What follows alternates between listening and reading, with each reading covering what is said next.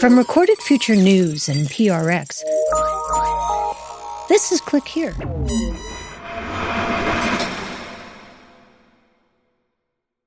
Hey there, it's Dina. A quick note before we start. Twice a month, we team up with our friends over at 1A for something we call CyberMonday. Host Jen White and I talk for a bit, and we play a Click Here episode, and then we take calls from listeners. Today's Cyber Monday is a look at why foreign hackers are targeting small-town America, and what happens now that Washington appears to be pulling back on some of its cyber defenses. The first voice you'll hear is from 1A's host, Jen White. Take a listen.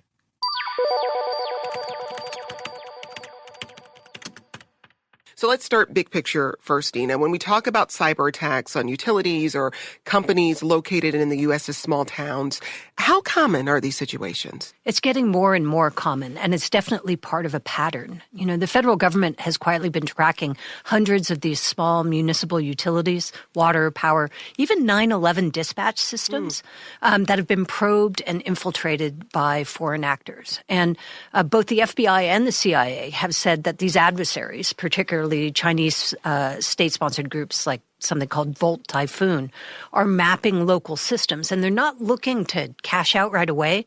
They're trying to understand how things connect for a rainy day when they might need them. Okay. Now, you said a rainy day when they might need them. So this is not about theft necessarily. It sounds like it's more about reconnaissance. What kind of rainy day are they preparing for? Well, they're preparing for a geopolitical rainy day. And you're right when you talk about reconnaissance. This is sort of map your way through something, know how the systems work, which routers you're using, which software you're using.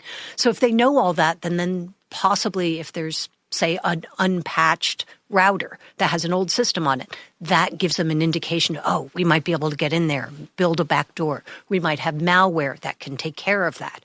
So this is all in hopes of, when it comes to the Chinese in particular, it's in anticipation that there might be a conflict between the U.S. and China in the future, specifically over Taiwan, and they want to be pre-positioned to say, turn off the water near a military base or turn off communications near something else that might actually have an offensive capability for the United States. So it's pretty scary. Yeah, so much of the infrastructure that powers our lives is local. So who's responsible for defending it? Well, that's the tricky part, that there's no single line of defense. In big cities, utilities might have actual cybersecurity teams that are dedicated to this. New York City has one, for example. But in smaller towns, the same person managing billing or maybe water quality might also be their, part-time IT person in charge of cybersecurity. And on the federal level, this is all supposed to be the responsibility is supposed to fall to CISA, the Cybersecurity and Infrastructure Security Agency. And it basically helps town test their defenses, patch vulnerabilities, shares threat intelligence, and very often will provide grants so that small towns can afford to get somebody in to look at their systems to make sure they're safe. But some of that funding local governments relied on, it's going away or has gone away. Has gone away. So a lot of that safety net has been fraying. DOGE, the so-called Department of Government Efficiency, folded CISA into a smaller unit of the Department of Homeland Security and cut a big portion of its state and local grant funding. Its workforce has been drastically thinned out. Over 1,000 people have left, and the 2026 budget wants to cut 1,000 more, which is kind of amazing given what's going on. And several senior officials who have left or been reassigned were the people who used to be helping rural utilities, and now they aren't. Okay, so these threats are expanding. They're getting more granular. They're hitting closer to home. Meanwhile, federal support for fighting these intrusions is shrinking. How is the Trump administration explaining that decision? I don't know that they're exactly explaining it, but I think what we can see just looking at their actions is the Trump administration isn't a fan of CISAs, the Cybersecurity and Infrastructure Security Agency. In addition to all these positions it's cut, it sees CISA as part of the so-called censorship industrial complex because it does more than just cybersecurity for infrastructure. It tracks adversaries and dis and misinformation, and it does election monitoring. The former head of CISA said that the 2020 election had been the safest election ever, right? He was the CISA director. So a lot of this sort of angst between Trump and CISA has been going back quite a ways, and now it's coming to roost. Well, Dina, your team spoke with one expert about cybercriminals threatening smaller targets. Here's John Burns. He's a threat hunter at Dragos. It's a cybersecurity firm. What I always tell customers that ask me questions about, I think I'm too small for this. What do you think? They could be a small utility, but you also have to look at what they're servicing, like what's in the vicinity. Sometimes nuclear power plants or big military bases or something will be serviced by smaller rural utilities because they put these bases and stuff out in the middle of, rural locations. And so you never know, just because it's a smaller utility, it could be servicing something that's actually kind of important. Okay, we're using terms like mapping and positioning, which can make it feel like we're talking about politics more than digital warfare. But what kind of transition are we making when we talk about the kind of geopolitical power struggles that have typically happened? Well, I think we're particularly vulnerable here in the United States. If you compare the USA with China, China has what they call the Great Firewall of China, which means the Chinese government in Beijing is seeing everything coming in and out of China. That's why you don't hear about ransomware attacks and all these other things in China, because they're monitoring everything. Every network is something that the government controls. That's not how it works here. We're a bunch of little tiny networks. And then in addition to that, you wonder why would a small town be a target for China? That seems sort of silly. Except that there's been so much systemization in the United States when it comes to utilities or water plants. People are using the same, similar routers, similar systems. So if you can map quietly, say in a small town in Massachusetts, which is what we were looking at, Littleton, Massachusetts, and you can map that quietly, understand how their system works, you can take what you've learned and lay it on something, say, like New York or Washington, D.C., because there are enough similarities. That's why we're seeing that kind of stuff. Well, let's hear from Nick Lawler. He's the head of that utility in Littleton. The first thing I did is I Googled both their names and just kind of see if they were real. And the individual Homeland Security from CISA, his name was Daniel King. So now your mind's even going more like, whoa, was this the spy Daniel King that was in here? Well, as it turns out, Daniel King is the name of an American sailor accused of spying for the Russians. And it just so happens that this federal agent who reached out to Nick Lawler has the same name. That was one of the reasons Nick was confident that this was all a scam. What happened from there? Well, his inclination was correct. If someone calls you and say, hey, I'm here to help you, I'm from the FBI, and you've been hacked. I mean, your hackles should go up. It's possible that it's somebody trying to scam you. So that wasn't crazy. But what he said is they called him while he was mowing his lawn, and he had already gone to a bunch of different cybersecurity trainings. They'd done a lot to try to make Littleton more robust. And so he said, why don't you come to the office on Monday? We'll do it then. And then these two guys show up who look like men in black, right, with like straight ties and conservative suits. And he even thought that was part of the con. Wow. And it wasn't until they took a brochure that basically said how you can look for Volt Typhoon, which is this Chinese back hacking group. And they slid that across the table. And that's when he went, ugh, this might not be a scam. And he just felt his heart sink. And he right away called his cybersecurity guy and said, hey, is this thing real? We'll hear more about Volt Typhoon and Nick Lawler in just a bit. But considering the fact that this was off Nick Lawler's radar, someone who works in the utility field, these are the kinds of stories we should hear about, but we don't very often. It may be discussed, but in very tight circles, people who are working in the tech space, in the digital space, in the utility space. Why should everyday Americans know that this is happening? Because it's going to affect you. I mean, clearly, if the Chinese decide that they want to sort of take down a utility, that's your electricity in the small town where you never thought it was going to be affecting you. This is cybersecurity more generally, and one of the reasons why we focus so much on it is that it used to be about governments and corporations. Now it's about us. It's about our schools, our cities, our hospitals, and our utilities. We're here with Dina Temple-Raston. She's the host and managing editor of the Click Here podcast from Recorded Future News and PRX. She's staying with us. Coming up, we take a trip to Littleton, Massachusetts, the small town that learned about big cyber attacks the hard way. That's just ahead.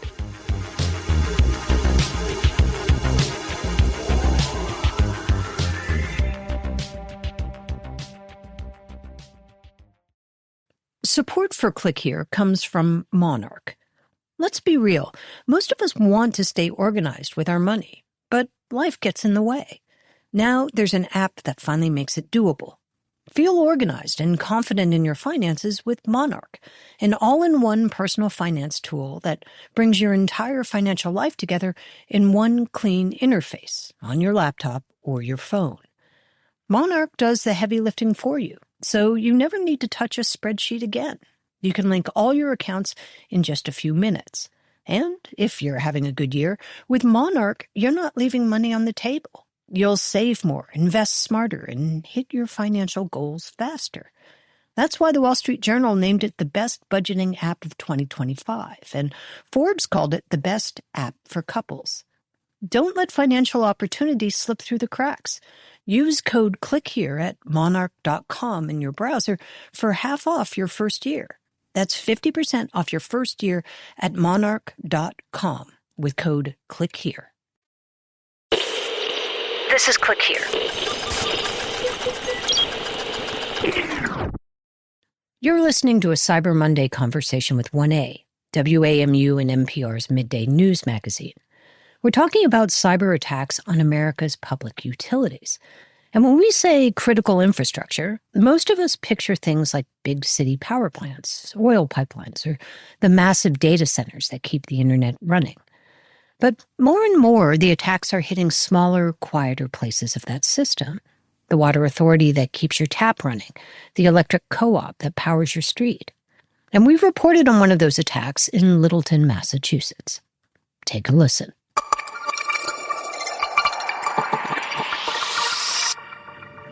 Littleton, Massachusetts is a town of about 10,000 people. It's the kind of place where neighbors wave from porches, and where a conversation about wastewater management with the head of the local utility can happen between the Frosted Flakes and Raisin Bran at the grocery store. It does happen a lot in town. I have a direct contact with the people that we serve.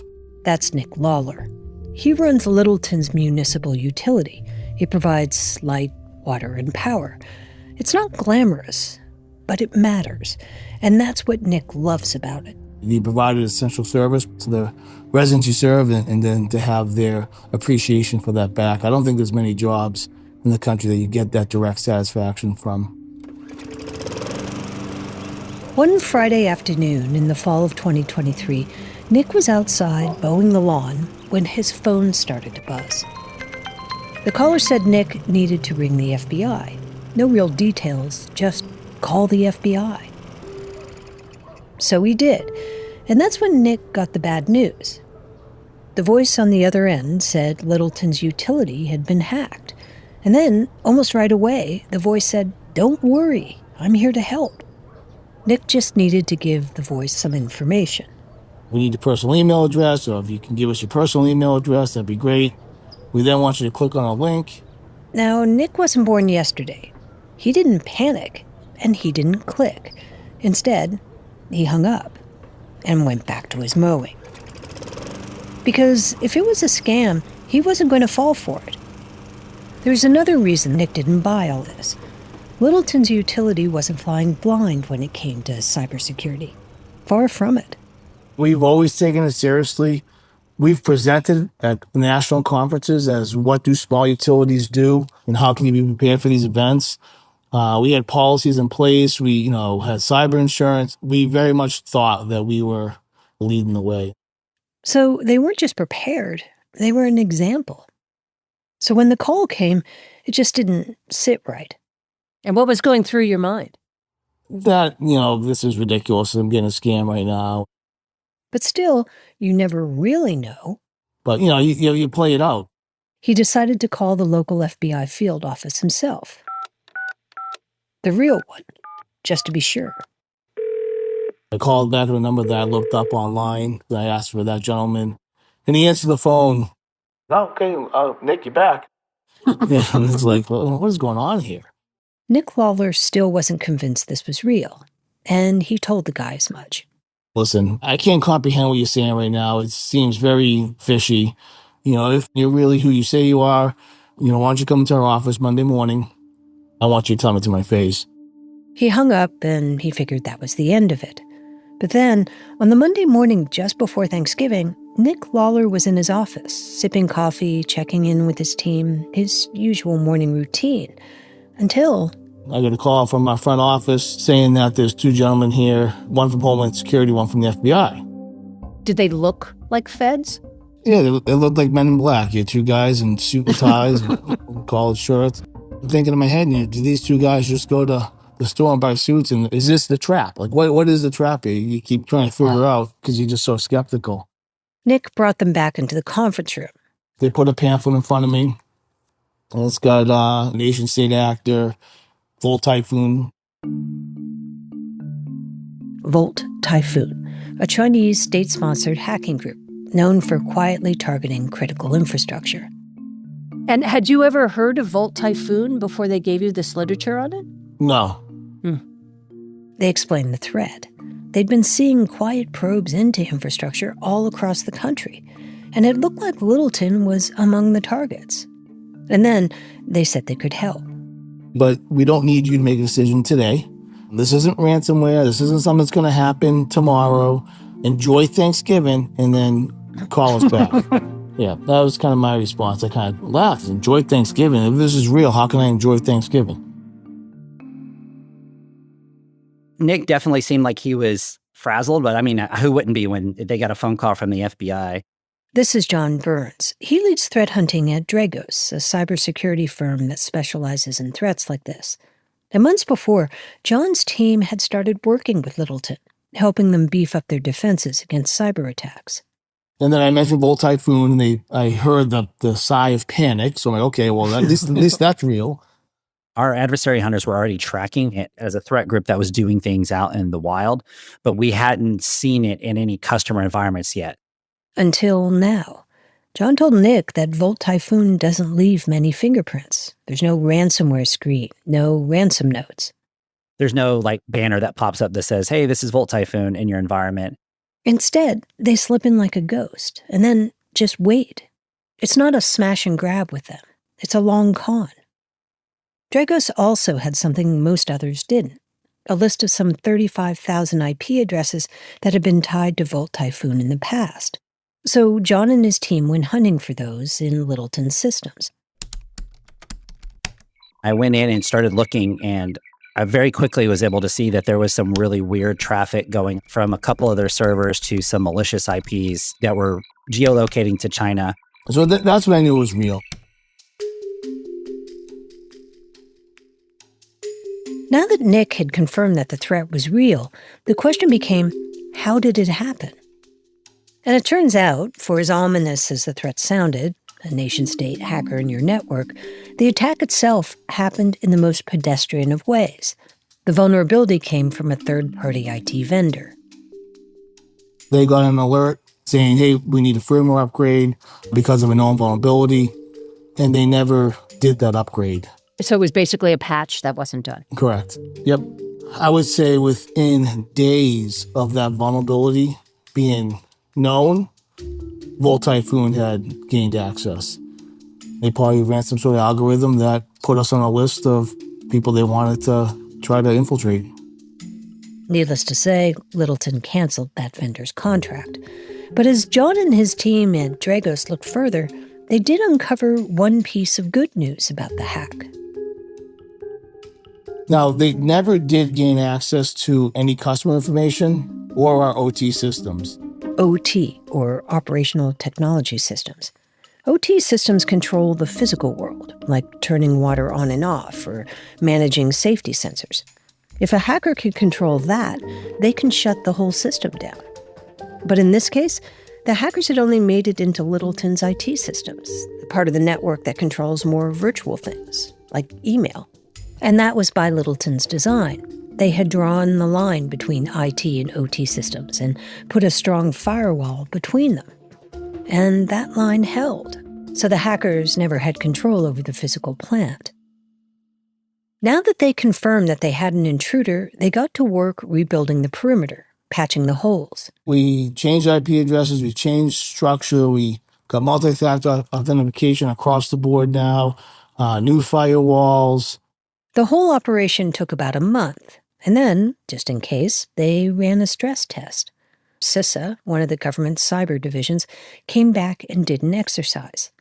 CISA tried every which way to break past Littleton's security for 3 long weeks, as Nick held his breath. They were unsuccessful to get in. So we believe that we closed any doors that Volt Typhoon might have opened. But it's one of those things, it's a strange feeling. Once they're in, I don't think you ever sleep the same at night thinking that, did they somehow leave something somewhere you didn't find? And there was this other thing still keeping him up at night. One question he couldn't answer. Why them? Why Littleton? When Nick Lawler was sitting in that conference room, the Volt Typhoon pamphlet in front of him, the men in suits across the table, they kept saying this one thing. They made it very clear on several occasions that we were the top priority of the federal government, which I kind of chuckled. Littleton, Massachusetts, population 10,000, one substation, a top priority? Nick was dubious, until they explained why. Volt Typhoon doesn't behave like most hackers. They don't lock you out, they don't demand Bitcoin, they don't brag on social media about their hacks. They just slip in quietly and kind of hang out. They blend in, and then they might grab some files that look interesting to them, then they get off. That's what makes it hard to catch them. They're not actively on your system, but they're actively making sure that their access is still there. So every couple months, I think they're coming back in. Okay, yep, good, that door's still open, or we still have access to what we need to get access to, and that's it. Volt Typhoon was doing this quiet hack to pre-position themselves on infrastructure networks across the country. They were lying in wait for the moment when something went south, a war, a diplomatic crisis, and then they'd already be inside, ready and waiting to attack. And it turns out it wasn't just Littleton. Volt Typhoon had cracked into systems in some 200 other U.S. utilities. In places where Volt Typhoon gained access to operational technology, it was more than just lurking inside a network. Theoretically, they could cut the power. They could stop the flow of water. They could even disable critical utilities near military installations. And this isn't hypothetical. It's already happened elsewhere. During the pandemic, Russian hackers locked up Colonial Pipeline's billing system, crippling fuel deliveries up and down the eastern seaboard for days. And then there was JBS, the world's largest meat processing company. In that case, a Russian ransomware group shut it down for days. And according to the suits, China's Volt Typhoon was putting the pieces in place to be able to do something like that. And there's this other thing that makes small towns targets. They often are home to big things, like military bases or nuclear facilities. They're also just a good place to sort of run a dress rehearsal for larger attacks. John Burns from Dragos again. I think it's cheaper for an adversary to test their tools on a smaller target rather than put in place their own infrastructure to test their tools. I would probably go test it on a small utility or a small water company to test to make sure that my compromised tools work before I went and deployed them in a big attack. It used to be that if you attacked a town like Littleton, it wouldn't teach you much about how to attack Boston or Baltimore. Systems were all different, but not anymore.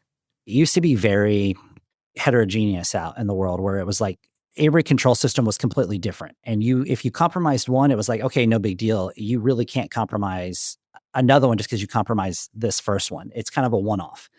But now we're kind of getting into this homogenous era where it's all about repeatability and scalability. So if you can use a compromise in one place, I'm potentially vulnerable to the same attack because of that. Which is how Littleton becomes a gateway to New York, to D.C. Everyone is either target or transportation. Tell me what you mean by that. You either have something they want, or you are the path to get to the thing that they want. This is Sue Gordon. She used to be the number 2 at the Office of the Director of National Intelligence during the first Trump administration. We caught up with her to talk about Littleton at Vanderbilt's Future of War Summit in Nashville back in April. What we do to protect the critical infrastructure has got to be done taking into account the fact that when you make it more orderly, you make it more attackable. Because being orderly makes things predictable, and by extension, very hackable. Sue also worries when she sees the so-called Department of Government Efficiency cut cybersecurity grants. The U.S. government's strategy to protect vital infrastructure, a big part of that is public-private partnerships, funding grants to help towns like Littleton beef up security against adversaries. I know if you're Doge and you see some dollars for something, it's hard to identify what that's going to yield 10 years from now. So I think it's incredibly worrisome when that's the approach you take of a line item that you can't trace to some immediate benefit, that becomes something you take away, because it's that long time horizon work that has saved us over and over again over the course of our history. Because the federal government can see the pattern. They can spot how one compromised water system in one forgotten zip code can have ripple effects. So they invest in preventing that. There are some things the government does really well. It tackles big problems that are too big for others. It has longer time horizons. Do you think that there are lots of Littletons out there that are totally vulnerable to these kinds of threats? Infinite. Wow.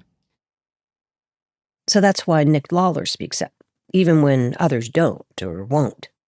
I mean, I know there's other utilities in New England that were hit, and no one wants to talk about it. And if we're not willing to talk about it as victims, then how do we expect our peers to ever hear of it?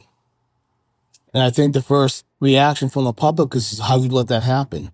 But, it's our job to explain it. And it's our job to tell the public what we did right and to tell the public what we didn't do right, so that way, hopefully it doesn't happen to you.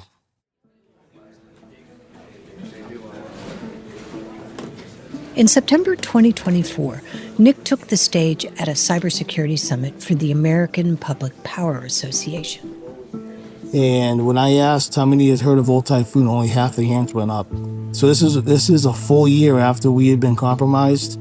These are professionals that are in this part of the industry, and only about half of them have heard about Old Typhoon. Did that surprise you?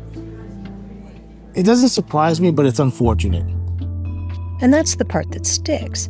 That one of the most sophisticated cyber operations China has ever run could quietly reach into a tiny town with a single substation. But a year later, half the people responsible for keeping the lights on across America still hadn't even heard its name. So is it a little mind-blowing when you think that a Chinese state hacker came after little tiny Littleton? What does that make you feel like? Well, the whole thing's mind-blowing. And really, ever since this has happened, it's really heightened my awareness to the world that we live in today and the type of warfare that we're witnessing.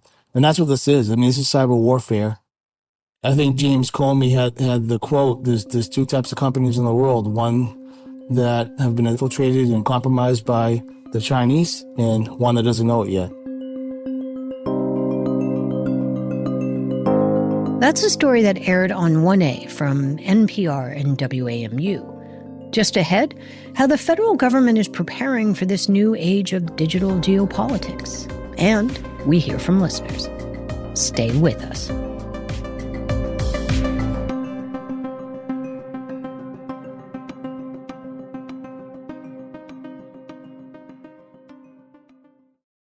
Support for Click Here comes from GiveWell. When it comes to issues of health and poverty around the world, there's so much going on, it's hard to know how to help. For starters, how do you find organizations that are truly making a difference? That's where GiveWell comes in. GiveWell is an independent resource doing rigorous and transparent research. They figure out which charities do the most good for every dollar donated, and they only recommend programs with the biggest impact on saving lives. Over 150,000 donors have already trusted them to direct over $2.5 billion to great causes around the world. So check out GiveWell next time you're giving to charity. If this is your first gift through GiveWell, you can have your donation matched up to $100 before the end of the year, or as long as the matching funds last. To claim your match, go to givewell.org and pick podcast and enter Click Here at checkout. Make sure they know you heard about GiveWell from Click Here to get your donation matched. Again, that's givewell.org, code ClickHere to donate or find out more. Support for Click Here comes from ExpressVPN. Going online without ExpressVPN is like not having a case for your phone. Most of the time, you'll probably be fine, but all it takes is one drop, and you'll wish you spent those extra few dollars on a case. Every time you connect to an unencrypted network in cafes, hotels, airports, your online data is at risk. It doesn't take much for someone to hack your device so they can steal and sell your personal information. ExpressVPN protects against that by creating a secure encrypted tunnel between your device and the internet. And the security is top-notch. In fact, it would take a hacker with a supercomputer over 1 billion years to get past ExpressVPN's encryption. Best of all, the app is incredibly easy to use and can be installed on all your devices. So go ahead, log on to that Wi-Fi in your local cafe, but make sure you have ExpressVPN first, so you don't end up with a nasty surprise. Secure your online data today by visiting expressvpn.com/clickhere. That's expressvpn.com/clickhere to find out how you can get up to 4 extra months free. expressvpn.com/clickhere. You should tell the people who we are and what our new show is. I'm Robert Smith, and this is Jacob Goldstein, and we used to host a show called Planet Money. And now we're back making this new podcast about the best ideas and people and businesses in history. And some of the worst people, horrible ideas, and destructive companies in the history of business. We struggled to come up with a name, decided to call it Business History. You know why? Why? Because it's a show about the history of business. Available everywhere you get your podcasts. From Recorded Future News, this is Click Here. We're back with more from our conversation on WAMU's 1A News program. Here's host Jen White. Now back to local utilities, state-affiliated hacker groups, and the future of digital geopolitics. And we're adding a new voice to the conversation. Brandon Wells is the Vice President of Cybersecurity Strategy at SentinelOne. That's a cybersecurity firm. He's also a former executive director at the Cybersecurity and Infrastructure Security Agency, or CISA. Brandon, welcome to the program. Oh, it's great to be here. Thank you. And still with us is Click Here host and managing editor Dina Temple-Raston. Brandon, when we talk about state-affiliated hacking groups, exactly what are we talking about? These are individuals associated and sponsored by a foreign nation whose job it is to fulfill various roles within the cybersecurity apparatus. They could be focused on gathering intelligence, compromising entities so that they can gather political, military, economic intelligence. They could be actors trying to compromise critical infrastructure. I'd like your discussion in related to Littleton, getting inside, lying in wait, really focusing more on how they fulfill military objectives. And it runs the gamut. You can also see ones where it's more a permissive environment. Russian ransomware groups may not be fully sponsored by the state, but the state knows that they're there, allows them to conduct their ransomware operations because they believe that it fulfills broader goals of weakening the West, undermining credibility in the United States and elsewhere. Well, you testified before Congress in January about current cybersecurity threats. Your co-panelist, Adam Myers, CrowdStrike Vice President for Counter-Adversary Operations, had this to say. These incidents are not over. Salt Typhoon is an ongoing activity by an adversary, as is Volt Typhoon, or what we call Vanguard Panda. So this is something that we need to continuously engage. We need to continuously identify, root them out, and put a stop to them and cut off their access. How good of an idea do we have of how many of these operations are currently active? It depends on the sophistication of the adversary, how good they are at covering their tracks. I think what we have seen for some actors, particularly those associated with China, is that they have gotten very good over the past decade. Since 2015, they've really retooled, and it is much harder to track them at scale. We know that there are a lot of groups out there conducting operations, both ones that are actually Chinese state officials as well as companies that operate on behalf of the Chinese government. But we don't know all of them, and we certainly, because their ability to cover their tracks, we're a lot of places where we're blind to exactly what they're doing. So when we talk about, for instance, Volt Typhoon, how many other companies would you estimate were caught up in that attack? Well, I think the report that Dina did mention, maybe up to 200 companies potentially were compromised across the country. And those were obviously ones where we were able to find them. It's not guaranteed that we found all of the places that they were. Well, Dina, Homeland Security Secretary Kristi Noem has promised to prioritize a, quote, comprehensive whole-of-government approach to cybersecurity. But as we said earlier, CISA's headcount was slashed heavily this year. The Trump administration scaled back support for both state and local government. So what do we lose when the federal government pulls back so heavily from cyber defense? Well, you lose an ability to have visibility. I think one of the other things I would add to what Brandon said is that when you find out, for example, a small utility has been compromised, you start looking at other small utilities to see if they were compromised in the same way. And we had discussed earlier that one of the things about the United States is a lot of stuff is systematized, right? They're all using this similar infrastructure control systems, industrial control systems. So if it worked on this one, will it work on that one? And I think that one of the problems is one of the big things that the Trump administration cut was the Multi-State Information Sharing and Analysis Center, MSISAC. And this program provided no-cost cybersecurity tools, a 24/7 security operations center. So you could say, hey, it's a weekend, we're a skeleton crew, and somebody's moving around who shouldn't be in our system. Help us out.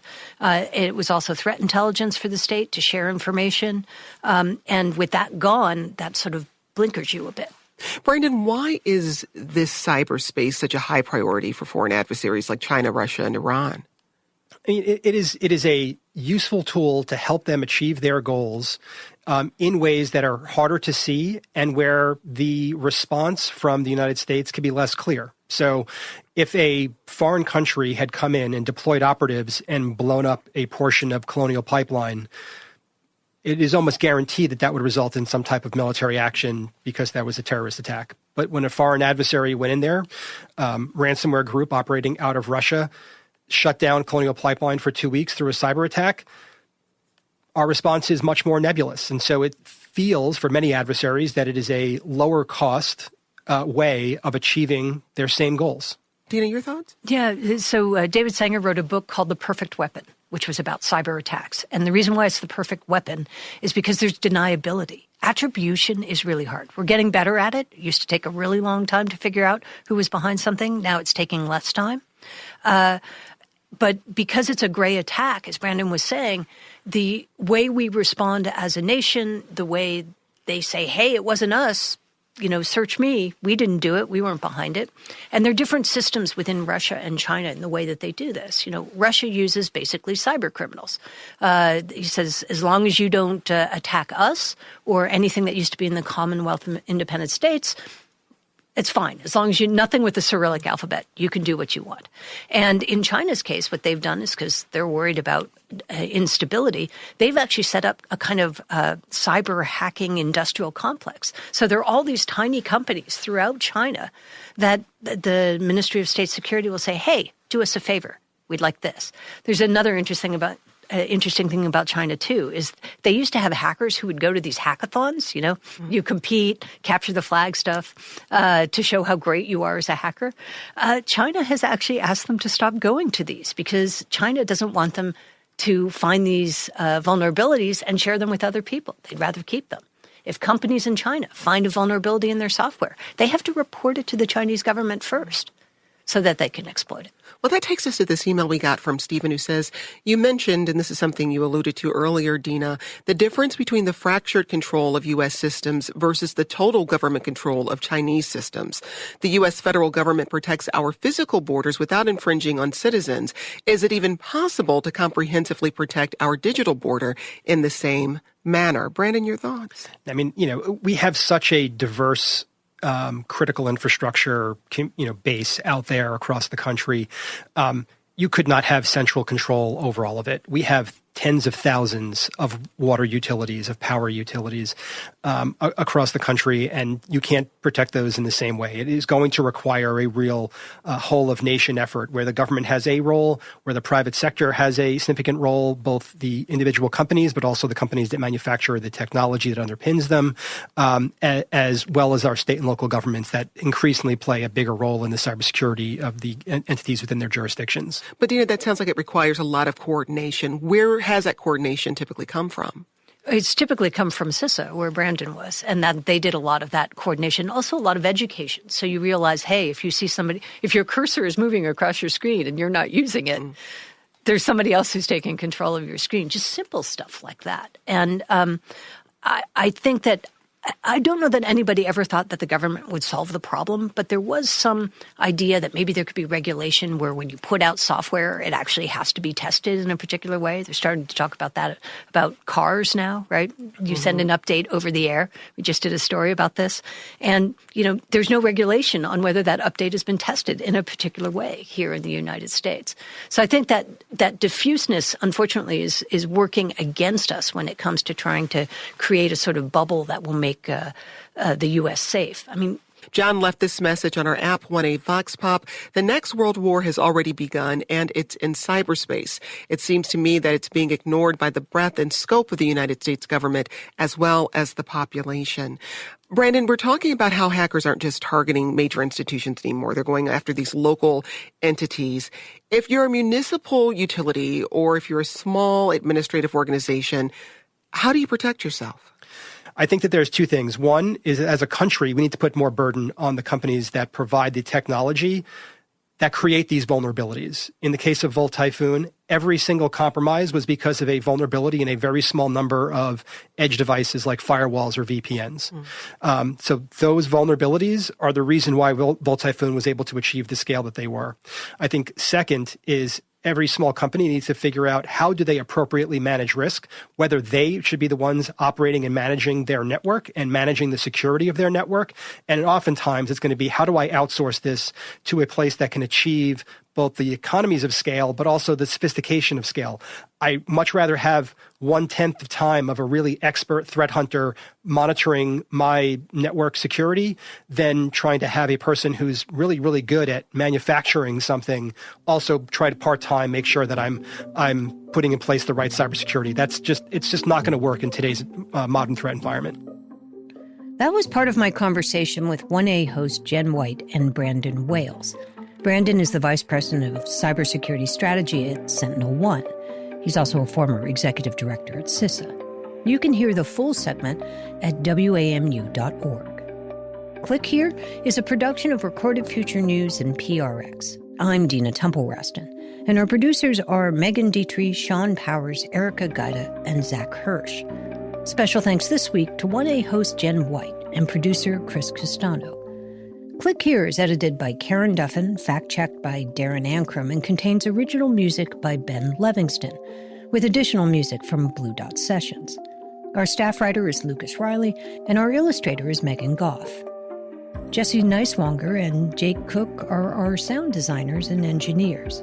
Tune in this Friday for Mic Drop, which features our favorite interview of the week. We'll see you then.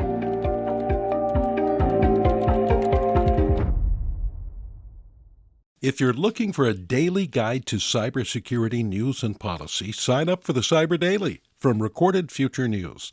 It serves up the day's most interesting and important cyber stories from our sister publication, The Record, and then aggregates all of the big cyber stories you might have missed from news outlets around the world. Just go to therecord.media and click on Cyber Daily to get all you need to know about the world of cybersecurity right in your inbox.